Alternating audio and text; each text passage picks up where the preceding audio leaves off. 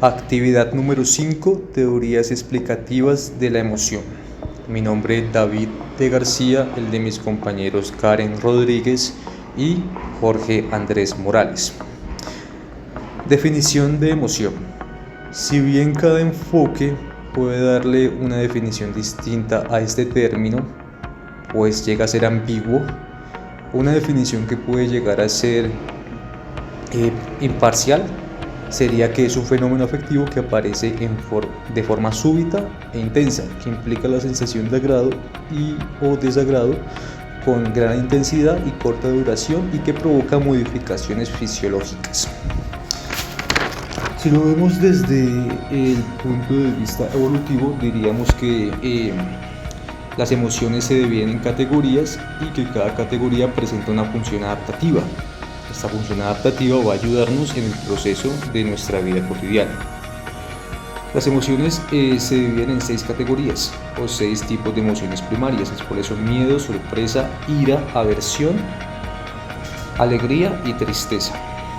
Diríamos que el miedo nos permite anticiparnos ante una amenaza o peligro de algo que conocemos. Y su función adaptativa sería ayudarnos a protegernos. La sorpresa se presenta como un sobresalto, asombro o desconcierto y su función adaptativa es orientarnos frente a nuevas situaciones. La ira aparece como forma de rabia, enojo, resentimiento, furia y su función adaptativa es la destrucción que busca desinhibir las emociones que se tienen contenidas en ese momento. La aversión aparece en forma de disgusto o asco y su función adaptativa es el alejamiento o rechazo de las situaciones u objetos para mantener nuestra integridad física o psicológica. La alegría se presenta como estados de euforia o diversión y su función adaptativa es buscar la reproducción de la emoción y sensaciones gratificantes. Y la tristeza se manifiesta en forma de pena o soledad o pesimismo y su función adaptativa nos lleva a la reflexión y reintegración personal. Es el combustible para seguir adelante.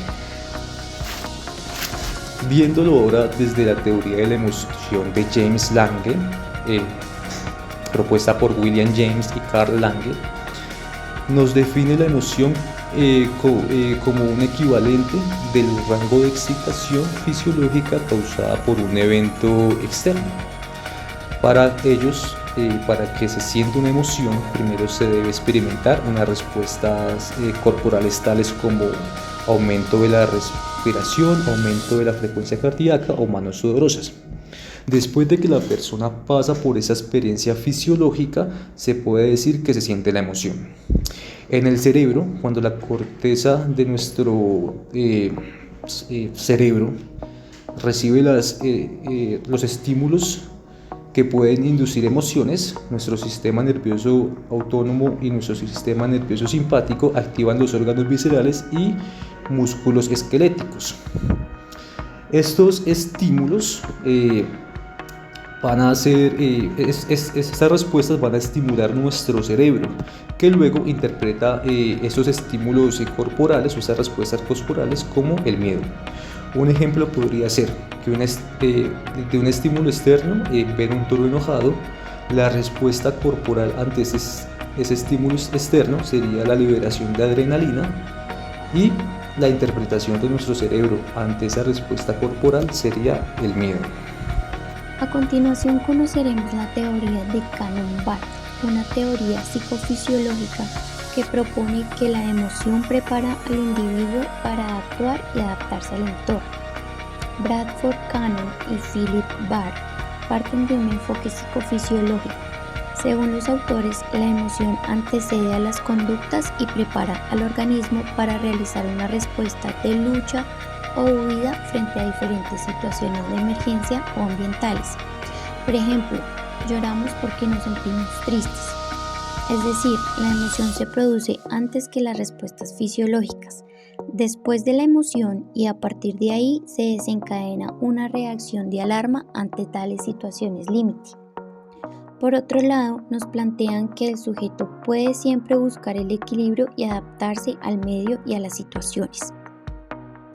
A través de los años se hicieron varios experimentos en los cuales hacían énfasis en el papel del cerebro en la producción de respuestas y sentimientos fisiológicos. Dichos experimentos apoyaron su teoría de la emoción. Además, consideran la emoción como un acontecimiento cognitivo. Plantearon que todas las reacciones físicas son iguales para diferentes emociones, entonces por lo tanto no podríamos distinguir unas de las otras. Declaran que la experiencia de la emoción no se basa simplemente en las entradas corporales y cómo el cuerpo responde a los estímulos. Ambos ocurren al mismo tiempo y de forma autónoma. Las personas reconocen las emociones y simultáneamente experimentan la respuesta fisiológica de sudar, temblar o tensar los músculos. Además, recomiendan que la experiencia de las emociones involucra dos procesos separados en el sistema nervioso. El primero está a cargo del sistema nervioso autónomo y lo trae como responsable de la excitación, y el segundo de la corteza, y la trae como responsable de la producción de la sensación subjetiva de la emoción. Esto simplemente sugiere que la estimulación autónoma y la interpretación mental de las emociones ocurren simultáneamente, y por lo mismo desmienten la teoría de James Lange. Específicamente para ellos, el hipotálamo, el tálamo y la corteza cerebral desempeñan papeles esenciales en este modelo. Interesante, Karen. Déjame decirte que desde el área cognitiva también existen teorías de la emoción, y son aquellas que incluyen algún aspecto del pensamiento, usualmente una creencia o un juicio central para el concepto de emoción. De esta forma, pues se aleja la emoción de la tendencia al irracionalismo, señalando su capacidad para informarnos y orientarnos sobre cierta parte del mundo con la cual tenemos relación, a la vez que es una motivación pues para nuestras acciones. Las teorías cognitivas presuponen que las emociones pues se basan en juicios sobre ciertas situaciones, personas o estados de cosas, y pues estos juicios pueden ser correctos o incorrectos, superficiales, erróneos o incluso ilusorios. Para la mayoría de las emociones, si no en todas, la emoción que aflorará en una persona depende del modo como ésta vea el objeto que ha aprendido o crea que ha aprendido. Por ejemplo, Karen, caminas en la noche por un camino solitario y oscuro y de repente ves venir una sombra hacia ti, pues obviamente vas a sentir un profundo terror porque ves el objeto, esa figura en la penumbra, como un peligro o tal vez como algo dañino. Pero si la interpretación de la situación cambia, va a cambiar tu emoción. Si en este mismo caso observas que la persona en el camino es una persona conocida o un vecino muy amable, tu juicio y tu emoción se transformarán de manera notable. Pues ahora bien, hay ciertas emociones como el amor o el odio en donde no parece que exista una norma objetiva acerca de lo que debe considerarse como una evaluación aceptable o racional, o pues gracias a lo cual uno esté en condiciones de predecir qué tipo de propiedades son elegidas y evaluadas pues por la persona en el objeto intencional de su emoción. No podemos predecir de qué tipo de persona nos enamoraremos, ni qué juicios acompañarán nuestra elección. En este sentido, nuestro juicio implica una apreciación subjetiva, en lugar de una evaluación objetiva del objeto que provoca, en este caso, nuestra emoción. De igual manera, en estas teorías cognitivas se contemplan los objetos ilusorios y una serie de creencias que consideramos irracionales. Por ejemplo, alguien puede sentir aprecio o amor por alguien simplemente porque descubre que comparten creencias o gustos particulares. También puede convertir esta admiración o simpatía en desprecio si la persona objeto de la emoción asume una orientación política diferente que produzca en el sujeto total repulsión. En este mismo sentido, algún ícono o personaje del pasado o de una novela de ficción puede generar emociones extremas y generar en un sujeto pasiones que perduran en el tiempo. En estos casos claramente se evidencia que lo cognitivo no necesariamente se debe asociar a lo racional, a la capacidad para seguir reglas lógicas, ni a juicios lógicos, ni a procesos de fácil entendimiento o socialmente compartidos. Con estos nuevos elementos necesariamente tenemos que ampliar nuestra comprensión de lo cognitivo. Lo cognitivo, según los elementos expuestos hasta ahora, Karen y David, refiere a procesos de interpretación y de valoración de información, y esto incluye creencias y percepciones que el sujeto no puedan explicar. Pero pues vamos por partes. Concentrémonos por ahora en ampliar las ideas sobre las creencias y su relación con lo cognitivo y lo emocional, pues para posteriormente contemplar otros componentes de la categoría de la cognición. En la clarificación sobre este aspecto cognitivo, pues insistiremos en cuestionar la idea estrecha que asocia lo cognitivo a formulaciones explícitas, racionales o de niveles de abstracción elevados.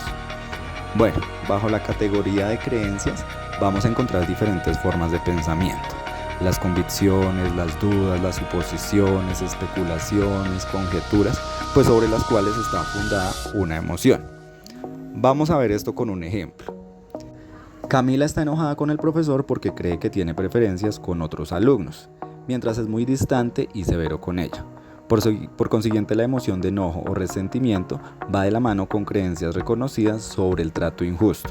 Así también sucederá con otras emociones como la tristeza, la indignación o incluso el asco. En ese orden de ideas, algunos teóricos cognitivos sostienen que cada tipo de emoción está basada en un tipo particular de pensamiento. Tener una emoción es en parte que el mundo parezca estar en cierta forma. El mundo aparece a los ojos de Camila de cierto modo, en su caso, bajo la forma de acciones de injusticia o desigualdad. A los ojos del celoso, el ser amado aparece como un sujeto que desea traicionar su amor. Bueno, si bien hemos afirmado hasta ahora que las emociones están vinculadas a creencias y juicios, entonces surge la posibilidad de la responsabilidad por nuestras emociones. Si las emociones son juicios y se pueden debilitar o transformar por la introducción de otras creencias y otros juicios, es evidente que somos una buena parte responsables de ellas. Por otro lado, tenemos que el juicio es algo que yo hago y las emociones que de ello se derivan también son un tipo de acciones sobre el mundo. Siendo esto así, una persona puede elegir sus emociones en vez de ser víctima de ellas. Las emociones son elecciones y responsabilidad nuestra. Nuestras emociones cambian nuestro conocimiento de las causas de esos estados emocionales. Por consiguiente, si comprendo que David, por ejemplo, no robó mi computador, sino que lo está utilizando para un trabajo que se le presentó de manera urgente, puedo quitarle la fuerza a mi enojo y abandonarlo. En esta propuesta, que no deja de tener sus problemas y detractores, pero pues que resulta muy sugestiva para nuestro proceso argumental, podemos obligarnos a nosotros mismos a la autorreflexión, a juzgar las causas y propósitos de nuestras emociones y también a hacer el juicio de que estamos todo el tiempo eligiendo nuestras emociones, lo cual tendrá el efecto de debilitarlas.